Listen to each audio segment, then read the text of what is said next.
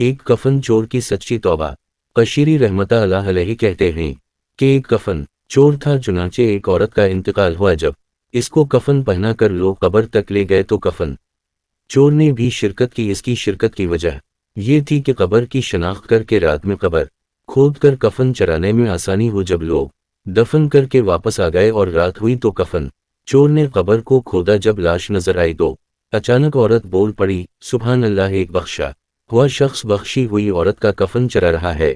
کفن چور چونک پڑا اور کہنے لگا، اے عورت، یہ تسلیم ہے کہ تیری مغفرت ہوئی ہے، لیکن میں کیسے مغفور ہو گیا؟ عورت نے کہا، اللہ تعالیٰ نے میری مغفرت فرمائی اور ان لوگوں کی بھی مغفرت فرمائی جن لوگوں نے مجھ پر نماز جنازہ ادا کی تھی تو بھی نماز جنازہ میں شریک تھا۔ یہ سن کر کفن چور نے ارادہ ترک کر کے مٹی برابر کر دی اور پھر ایسی توبہ کی کہ صالحین کے گروہ میں اس کا شمار ہونے لگا، اور لوگوں کی عبرت کے لیے یہ واقعہ خود اس نے اپنی زبان سے لوگوں کو سنایا۔